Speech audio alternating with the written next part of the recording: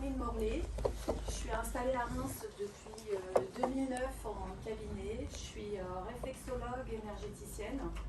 Et ce qui me passionne en fait, c'est de faire le lien entre le corps, nos émotions, nos mémoires cellulaires, l'âme, les multidimensions, tout ce qui se passe au-delà de notre corps et dont on n'a pas conscience, et l'impact en fait que ça a dans notre quotidien. Quel est l'intérêt en fait de comprendre comment ça fonctionne, d'aller déprogrammer et à quoi ça mène. Donc on va parler de tout ça. Ça va être un peu une suite de ce qu'on a déjà vu dans les deux conférences précédentes. Et donc on va partir en arrière. On va faire un retour en arrière dans le temps. Non pas ici, mais déjà d'abord sur vos incarnations précédentes. Vous avez été incarné sur Terre, votre première vie sur Terre, vous avez vécu des expériences. Alors on peut même remonter à la préhistoire.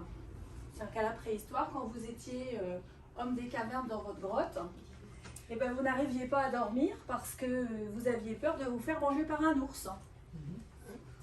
Ça peut être un exemple. Vous allez avoir une autre incarnation et dans une autre incarnation, vous allez perdre toute votre famille.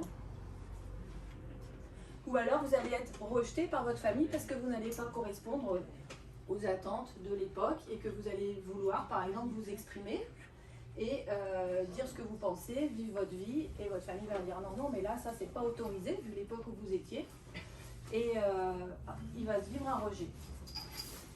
Donc ça c'est plein d'histoires qu'on va vivre d'incarnation en incarnation, et à partir du moment où on a vécu l'expérience dans une de ces vies, va se programmer en fait quelque chose dans notre structure énergétique et vibratoire qui va entraîner des répétitions de vie en vie. C'est-à-dire que le schéma que vous avez vécu une fois, dans chaque vie, vous allez en refaire l'expérience avec un autre décor, sous une autre forme, pour pouvoir essayer de le régler. En tout cas, il y a une expérimentation qui se fait jusqu'à ce que la compréhension se fasse et que vous puissiez vous détacher en fait de cette information et la libérer. Donc on a eu des milliers et des milliers et des milliers d'incarnations. Et on se fait des bagages et des valises et des mémoires en fait qu'on emporte avec nous. Ensuite, comme l'a dit David tout à l'heure, on a aussi dans nos bagages le poids de la famille, ce que nous ont transmis nos parents, nos grands-parents, nos arrière-grands-parents, qui peuvent là aussi, eux, avoir par exemple eu peur de perdre quelque chose. Et ça va laisser dans vos cellules, dans votre corps, là aussi un programme. Donc en fait c'est complexe, on est chargé en fait de plein de choses qui nous appartiennent et qui ne nous appartiennent pas, et qui en même temps dans cette vie nous pèsent et n'ont plus d'intérêt. Alors avant de venir s'incarner sur Terre, on va dire bon alors, je vais venir faire un petit tour sur Terre, je suis motivée, parce que sur Terre on est dans l'endroit, le lieu où la matière est la plus dense. Il y a d'autres plans où c'est moins dense, où on n'a pas de corps, et on a la chance en fait sur Terre de venir explorer le corps et les émotions. Donc tiens, je vais y retourner, je vais quand même essayer de me débarrasser. Alors de quoi? J'ai quoi dans ma checklist? Dans ma checklist, j'ai le rejet, j'ai la peur de mourir parce que si je dors, je vais me faire manger par un ours. Ça, je l'avais, donc ça fait quand même que je me le traîne, donc je vais essayer de m'en libérer. J'ai la peur de ne pas être aimée. Ça, voilà, c'est intéressant, je le mets dans mes bagages. Bon, allez, et puis je prends encore une ou deux histoires. Et puis on va dire, alors, qu'est-ce que je fais avec tout ça? J'ai besoin de régler ça. Comment je vais faire pour régler ça? Et donc, il faut mettre dans ma sacoche, dans mon décor, comme une pièce de théâtre, ce qui va être le plus favorable à venir m'aider à atteindre les objectifs que j'ai mis sur place. Et là, vous avez un pote, deux potes qui viennent vous voir, qui dit moi je t'aime, vraiment je t'aime, j'ai envie que cette fois-ci tu puisses atteindre tes objectifs. Si tu veux, je veux bien te servir en fait de balise tout au long de cette incarnation pour venir t'aider à voir ce que tu as besoin de voir et que tu as choisi de voir. Pourquoi on a besoin de ça? Parce qu'en fait, quand on vient s'incarner, on oublie. Sinon, ce serait trop facile. On ne serait pas là. En fait, quand on s'est posé tous ces objectifs-là. Et donc, on a choisi le décor approprié, donc le lieu où on va venir s'incarner. On a choisi nos parents, la famille, l'entourage, qui sont en fait les amis qui nous ont dit, bah ok, moi je veux bien. Dont on parlait tout à l'heure, bah oui, mais il n'y a que l'acte, oui, du spermatozoïde et de l'ovule qui font qu'on vient s'incarner sur Terre. Oui, c'est le corps, mais l'âme qui vient habiter le corps, elle n'a pas choisi tout ce décor-là par hasard. Sauf qu'en fait, on n'en a pas conscience. Et quand on arrive sur Terre, là commence le jeu, en fait. Et de se dire, bon ben, voilà. Et donc, il y a ce choix d'être là. Et en fait, le non-choix, pas conscient, en fait, quand on est enfant, de vivre tout ce qu'on vit. Ça peut être avec les parents, ça peut être avec les copains à l'école. Tout ce qui va se vivre, en fait, dans notre décor, va avoir que pour seul objectif d'être révélateur des informations que vous portez au niveau cellulaire. Donc, comme si on avait des boutons et que chaque expérience en fait qui est vécue vient appuyer sur le bouton comme pour l'allumer, le réveiller. Alors des fois on dit bon bah ma mère elle m'a rejetée, mes copines à l'école elles étaient pas sympas, j'avais pas d'amis, il y a plein d'exemples que vous pouvez facilement reconnecter dans votre enfance qui vont être révélateurs en fait de choses que vous portez. Et quand on est enfant, on subit en fait quelque part les choses puisqu'on n'a pas les informations nécessaires pour pouvoir on fait éponge et on n'a pas les informations nécessaires en fait pour pouvoir aller déprogrammer et gérer en fait ces informations. Donc on prend l'émotionnel de la maman en fait quand on est dans son ventre, si elle a un événement difficile, ben, le bébé il va faire éponge, il va recevoir l'émotion, il va le garder, mais il ne va pas pouvoir le gérer en fait intellectuellement. Nos parents vont avoir des exigences vis-à-vis de nous par rapport à l'éducation, par rapport à leur système de croyance, leur système de fonctionnement, l'alimentation, ce qui est bien de faire, ce qui est mal de faire, comment est-ce qu'il faut se comporter en société.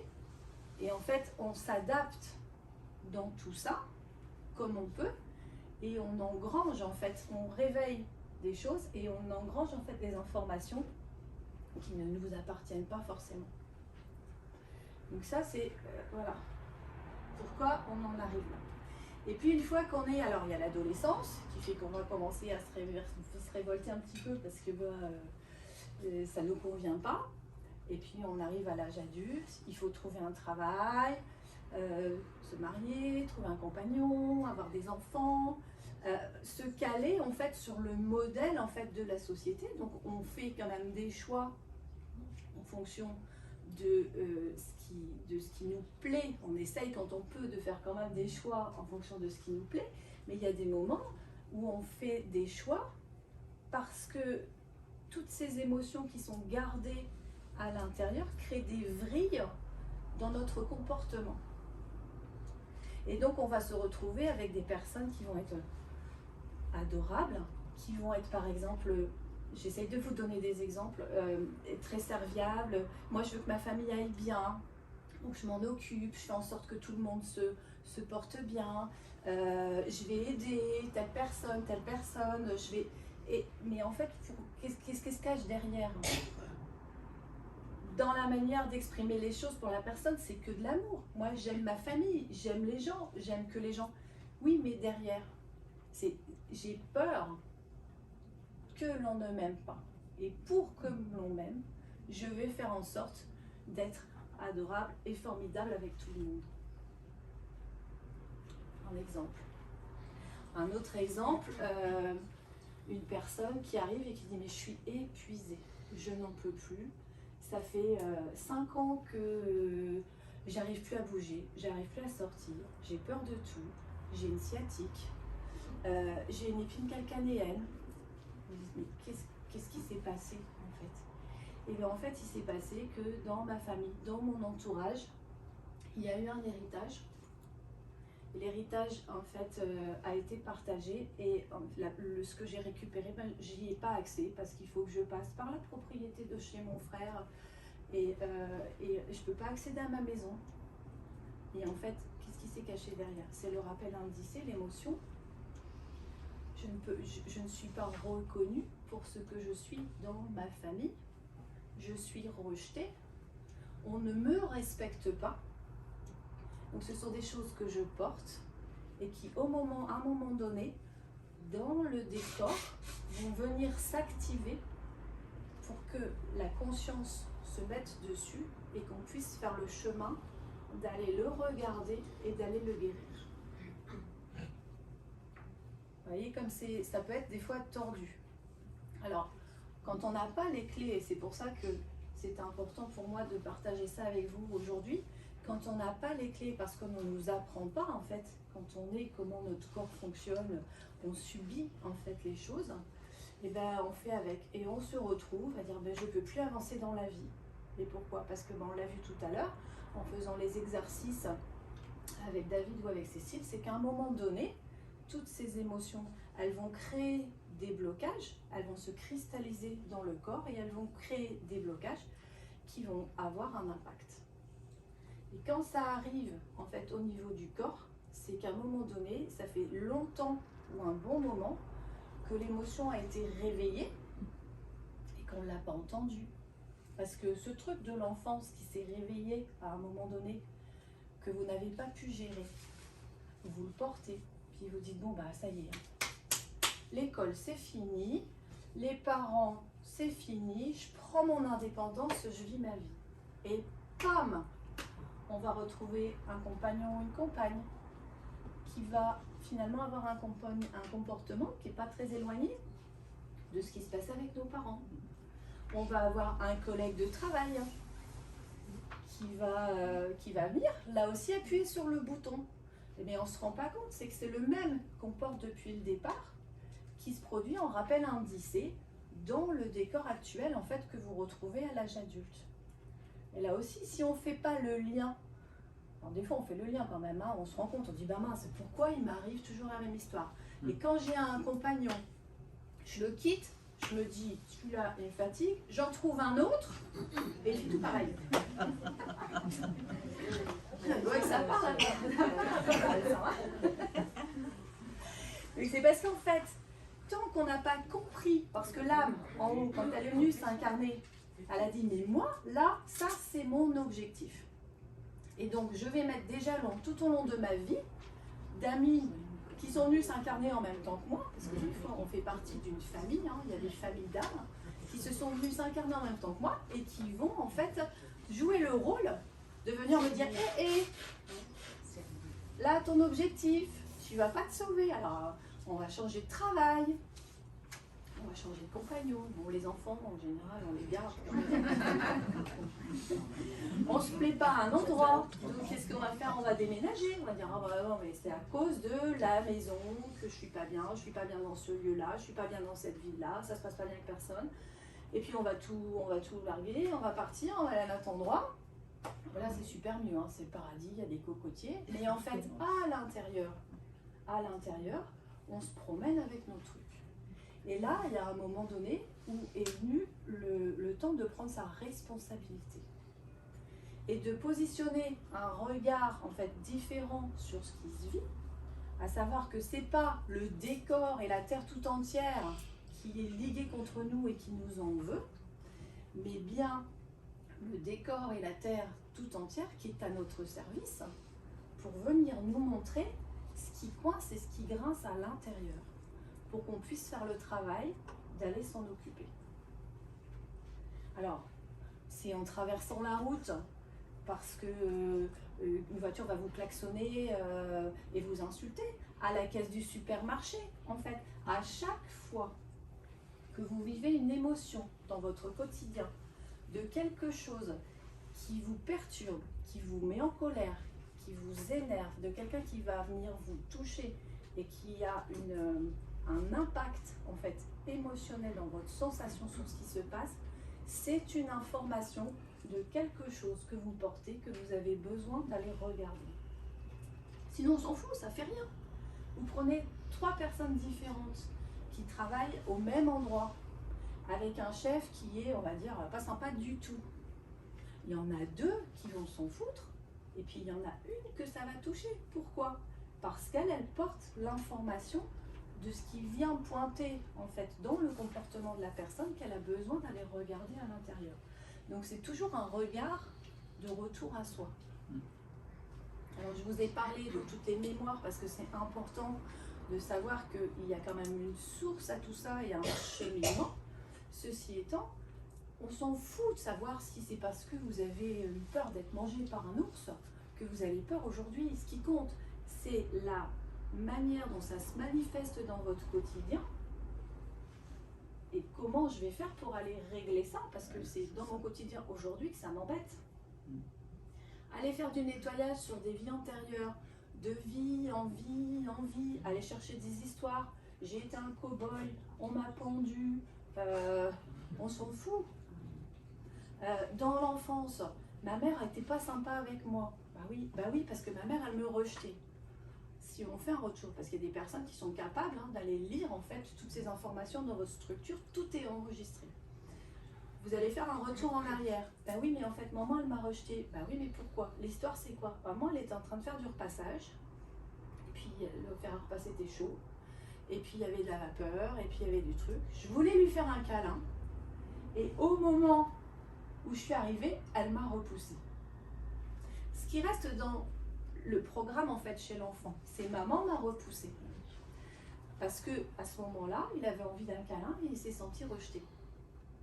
C'est ça qui est réveillé, en fait, à ce moment-là. C'est qu'il portait le rejet et le comportement de la maman a réveillé quelque chose qui était porté. En fait, la maman, elle avait que de l'amour pour son enfant, elle ne voulait surtout pas qu'il se brûle. Est-ce que ça a un intérêt forcément d'aller rechercher l'histoire? Peut-être oui, ça va faire plaisir au mental, il est content, il a une information, nourrit le mental. Mais d'avoir la compréhension et de se raconter des histoires d'un point de vue mental ne va pas résoudre le problème. Parce que votre tête, elle n'a pas les informations. Donc votre tête, elle ne va pas pouvoir gérer le problème. Et donc vous vous promenez avec toutes ces vrilles, tous ces fonctionnements en fait qui sont programmés, inconscients. Et en fait, qu'est-ce qu'on en fait? Alors on se retrouve avec des personnes qui sont en burn-out, qui sont complètement à côté d'eux-mêmes, c'est j'en peux plus, j'y arrive plus, il faut que je change de métier, avec des douleurs physiques. Pourquoi avec des douleurs physiques? Parce que le corps est en bout de chaîne. On a d'abord l'émotion. L'émotion, si elle n'est pas entendue au moment où elle se traverse, va créer un blocage, donc déjà un réveil de ce qui se porte à l'intérieur, un blocage de la circulation d'énergie à l'intérieur du corps. Donc là, on fait écho au méridien, au lien avec les organes, avec tout ce qui se passe. Et si c'est pas entendu, au bout d'un moment, parce que on est très champion, je verrai plus tard, j'ai pas le temps, il faut que j'aille faire mes courses, je me sens pas bien, oui, mais bon, il faut que j'aille chercher les enfants à l'école. Et donc la vie continue, de toute façon, je me sens pas bien, je suis triste, mais ça va passer. Je vais me mettre hors de moi. J'ai pas le moral, allez, je vais appeler une copine, on va faire les courses cet après-midi. Et donc on se sort, on se change les idées pour ne pas ressentir, parce qu'on n'a pas le temps, parce qu'on ne nous a pas appris, parce que c'est pas le moment où on est au travail, parce qu'il faut être fort, parce que on m'a appris que c'était comme ça qu'il fallait que je fasse, donc je vais continuer à faire comme ça. J'ai pas le droit de dire que je suis pas d'accord, parce que sinon la famille va pas accepter, les gens qui sont autour de moi vont pas être contents, puis on va pas m'aimer, et puis si on m'aime pas, c'est que je suis pas. Et tout en découle derrière, en fait, tout est lié au final. Et donc le corps, donc blocage de circulation d'énergie, émotion, blocage de la circulation d'énergie, et en bout de chaîne, le corps, c'est que tellement vous n'avez pas écouté, arrive le symptôme physique. Et donc on s'est dit, je comprends pas, j'ai mal à l'épaule, je digère pas. Il s'est passé un truc, je digère pas du tout. Ça m'est resté au travers de la gorge, j'en ai plein le dos. Il y a des correspondances entre tous les méridiens, le corps, chaque endroit du corps, et des significations en décodage partout, en fait. Donc ce sont des portes d'entrée. Et là, c'est pareil. Qu'est-ce qu'on fait avec le corps? Ben, j'ai mal à la tête, ben, je vais prendre un cachet. Je vais aller faire ce que je vais. On va aller sur des trucs. Pourquoi faire? Pour ne plus sentir. Mais si on fait des choses pour ne plus sentir, on peut se couper des émotions, comme le disait tout à l'heure. On peut aussi se couper des douleurs physiques. On peut se dire qu'on ne veut plus les sentir. Mais en fait, si on ne sent pas tout ça, c'est qu'on n'est pas à l'écoute de la part de nous qui, à un moment donné, dit hey, au secours. Au secours. Moi, là, je suis là. Ça fait au moins depuis l'enfance, hein, si on en reste à cette incarnation-ci, que je suis là et que je dis au secours, et en fait, tu m'écoutes pas. Tu m'écoutes pas. J'étais enfant, tu m'as pas écouté. Je suis adulte, tu m'as pas écouté, parce qu'il y a des conditionnements, parce qu'on ne sait pas faire, pour des tas de raisons, en fait, qui sont de bonnes raisons, mais surtout parce qu'on ne sait pas faire, en fait. Un enfant, alors que, avec nos enfants, on le fait. Quand vous avez un enfant qui vient vous voir, disant ça va pas, il pleure, qu'est-ce que vous faites? Vous le prenez dans vos bras, vous lui faites un câlin, vous lui donnez de l'amour, et vous lui dites, allez viens, allez pleure un bon coup, dis-moi ce que tu as à me dire, exprime-toi, je t'aime, tu verras, tout va bien aller. Et nous, avec l'âge adulte, on est là, non, tais-toi, je vais faire mes courses, je veux pas te voir, j'ai pas le temps, et on garde, et on garde, et on garde, et on garde tout ça à l'intérieur. Sauf que notre âme, à un moment donné, à l'intérieur, elle a dit, ben oui, mais non, il y a un truc qui crie à l'intérieur. Parfois on le sent, je pense que nombre d'entre vous ont déjà dû le sentir, c'est qu'il y a quelque chose à l'intérieur qui crie que c'est plus possible. C'est plus possible, on ne peut plus, et ça se manifeste par de l'émotion, par des symptômes physiques, par des douleurs. Alors la première chose à faire, c'est déjà de dire bon ok, stop. Là, ce qui est en train de se passer dans mon décor, au final, qu'est-ce que ça fait? Ça coince à l'intérieur. D'accord. Je vais aller écouter et accepter d'entendre cette part de moi que j'ai laissée à un moment donné sur le bord de la route parce que je ne savais pas comment faire pour la ramener et lui dire que ça y est, aujourd'hui j'ai compris, je suis là pour elle, je vais pouvoir m'en occuper, je vais pouvoir la ramener à la maison, elle n'est plus toute seule. Et des petits morceaux de nous comme ça, combien on en a sur le bord de la route? Mais des tas et des tas. Et à chaque fois on se morcelle. Et donc dès que vous avez une émotion, une douleur, c'est une opportunité pour vous de dire tiens, là il y a une part de moi qui cherche à s'exprimer, qui a besoin d'aide et que je peux aider et que je peux accompagner parce qu'aujourd'hui j'ai des clés, je suis grande, je suis adulte et je vais pouvoir aller avec mes mots lui dire ce qu'elle n'a pas entendu à l'époque et qui a fait qu'elle est restée coincée sur le bord du chemin. Donc ça c'est la première étape au final. Mais à chaque fois que vous faites ça et que vous vous mettez à l'écoute de ces parts de vous qui crient à l'intérieur, les émotions elles nous traversent. Donc si vous vous laissez traverser par une émotion et que vous acceptez de la ressentir, elle se libère. Et avec l'entraînement, en fait, elle se libère très très vite. Alors, je suis avec l'entraînement. Des fois, il faut mijoter un petit peu. Ça peut être sympa de se dire, tiens, j'ai repéré un truc, je ne sais pas trop ce que c'est, mais au lieu de faire comme d'habitude et de me dire que ça va passer, je vais m'autoriser à ressentir ce qui se passe. Et à m'autoriser à la ressentir. Alors, ça ne veut pas dire qu'on doit se mettre en déprime dans son canapé.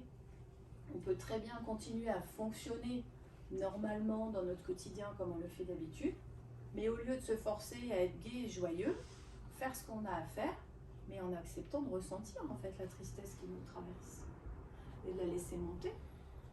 Et à un moment donné, quand elle monte, se dire bon voilà, là je sens que c'est mûr, je vais pouvoir y aller et je vais me poser et je vais aller pleurer un bon coup. Et quand vous allez vous occuper en fait de ces parts de vous, en les laissant monter, vous traverser, les écouter, vous allez déprogrammer dans vos corps subtils et dans le corps physique les informations cellulaires. D'où pas besoin d'avoir l'histoire en fait de la maman qui a repoussé avec le fer à repasser, de l'ours avec la grotte. C'est pas important. Si vous partez de ce qui se passe dans votre vie et que vous vous autorisez à le ressentir, vous allez aller déprogrammer l'information. Alors des fois on ne réussit pas à avoir tout d'un coup. Hein, c'est un peu comme les jeux vidéo, hein, ce travail-là. C'est-à-dire qu'on a passé un niveau, bon, un niveau suivant. Alors des fois on vous ressort l'information avec un petit peu plus de subtilité, un petit peu plus de finesse. Je me dis, ben, combien il y a de couches? On est un peu comme des oignons. Il y a des couches parce qu'en fait on travaille on va libérer ce qu'on va libérer en fonction de la capacité aussi qu'on a à aller contacter les choses et les libérer. On ne va pas vous faire vivre quelque chose de hyper violent si aujourd'hui vous n'êtes capable que d'aller en surface. Et donc vous allez faire une couche après une autre jusqu'à ce que vous arriviez, en fait, voilà, c'est comme si on creusait et qu'on descendait jusqu'à ce que ce soit complètement déprogrammé. Donc le fait qu'on fait ce travail d'écoute, vous disiez, ben mince, pourtant j'avais travaillé dessus, ça revient, j'ai pas réussi. Non, c'est pas que vous n'aviez pas réussi, que vous n'avez pas bien fait, c'est que vous en avez enlevé un morceau, mais que il en faut peut-être un peu plus pour aller travailler, pour aller vraiment remonter à la source de la problématique. Ça va? Alors maintenant, qu'est-ce que vous pouvez nous faire? Alors on va faire un exercice, mais je vais les finir parce qu'il y a un deuxième effet qui est très intéressant à tout ça. C'est que plus vous allez, ce que je disais tout à l'heure, c'est ça crée des vrilles dans votre comportement. Vous allez avoir un comportement, un mode de fonctionnement en fonction de votre croyance, de votre éducation, de ce qu'on attend de vous, de ces blessures en fait que vous portez consciemment ou inconsciemment qui vous mettent dans des mécanismes de fonctionnement. Mais qui vous mettent du coup à côté de vous et à côté de qui vous êtes. C'est-à-dire que vous fonctionnez par rapport à un décor extérieur qui a des attentes, conscientes, inconscientes, et parfois le fait de les comprendre n'est pas suffisant. Parce qu'on peut avoir compris des choses, si on ne les déconstruit pas à l'intérieur, il n'y a que la tête qui a compris. L'information, elle n'est pas descendue au niveau cellulaire. Donc c'est pour ça que des fois, on n'y arrive pas. C'est sûr que de se positiver au niveau mental, parce que notre parole, nos pensées sont aussi créatrices, donc c'est quand même important, comme disait David tout à l'heure, de faire attention à ce qu'on dit, à ce qu'on exprime et à ce qu'on pense. Si on dit qu'il n'y a jamais rien qui va et que ça ne va jamais, ça ne peut pas aller. On envoie là aussi une information à nos cellules. Donc la première chose, c'est d'envoyer une information positive à nos cellules. Mais si vous positivez, mais que vous n'allez pas regarder, vous restez à un niveau, vous ne descendez pas en fait sur tous les plans d'information pour aller déprogrammer tout ça. Quand on fait ce travail de déprogrammation, on lâche tous les schémas qui ne nous appartiennent pas et plus, c'est fait comme des filtres. C'est des voiles, on est voilé.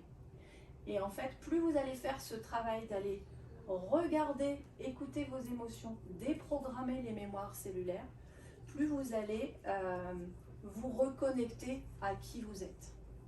Et pouvoir réussir à exprimer la personne que vous savez être à l'intérieur, mais que vous n'arrivez pas à partager en ce monde, parce qu'il y a plein d'obstacles autour, conscients et inconscients, qui vous en empêchent. Donc le premier lieu, c'est exprimer la personne que... Et vous allez vous découvrir des tas de potentiels. Parce que si on vous a dit, t'es fait, il faut que tu trouves un métier, tu vas être, je prends un exemple, coiffeuse. Parce qu'il fallait trouver des études, c'était le moment, on choisit un métier, on se met dans une voie. Mais à l'intérieur de vous, si vous aviez pu vous écouter, il y a plein de gens là en ce moment qui changent de métier. Pourquoi? Parce qu'ils étaient à côté d'eux, puis ils se disent, là j'en peux plus, et je vais me remettre dans mon axe, de quoi j'ai envie, exprimer de quoi j'ai envie, qu'est-ce que j'aime faire. Et donc plus vous allez aller déprogrammer, plus vous allez retrouver qui vous êtes à l'intérieur et pouvoir l'exprimer en ce monde. Et découvrir plein de potentiels, plein de nouvelles choses que vous savez que vous aimeriez faire, que vous n'aviez pas osé, et peut-être des fois des choses que vous n'aviez mais jamais imaginées. Donc ça, c'est le deuxième effet qui se coule, qui est encore plus merveilleux. C'est-à-dire qu'on libère les émotions, on libère le corps, et puis derrière, on se redécouvre à être en vie et à partager qui on est dans la vie, sans avoir tous ces bagages en fait qu'on porte et qui ne nous appartenaient pas. Alors ça ne veut pas dire que quand on est très malade, ça j'insiste, quand il y a une maladie qui est installée, on ne doit pas faire le nécessaire aussi pour se faire accompagner par un médecin si c'est nécessaire. Parce que parce que le corps a besoin d'être aidé, donc faire une chose sans aller voir l'émotionnel, pour moi c'est un peu embêtant parce que du coup vous traitez la conséquence sans avoir traité la cause. Mais s'il est trop tard, parce que vous avez été dans un déni de vous pendant des années, qu'à un moment donné le corps exprime la pathologie, il est bien évident qu'il faut aider le corps. Vous avez un paquebot qui est lancé comme le Titanic dans une direction depuis 50 ans, et d'un seul coup, oh, ça y est, j'ai compris, il y a une émotion là, il faut que j'aille la voir. Oui, vous allez avoir fait une part du job, mais le paquebot, il a une inertie quand même. Et le corps, à un moment donné, s'il est trop dégradé, il faut l'aider. Ça, c'est important. Alors, oui? J'ai pas entendu. Je dis comment? Alors, là, on va faire un exercice. Il y a plein de choses. Moi, je travaille avec le son. Je travaille avec des bols de cristal, avec le son, je travaille sur les états de conscience modifiés, on peut aller se connecter sur le plan de l'âme. Mais déjà, très simplement, en fait, dans votre quotidien, c'est de vous mettre à l'écoute de ce qui se passe. Donc, changer de regard sur ce que vous vivez au quotidien, vous mettre à l'écoute de vos douleurs, de vos symptômes, de ce qui se passe dans le corps, et puis vous autoriser à le laisser sortir. Donc, on va mettre un petit peu de musique. Et puis on va y aller.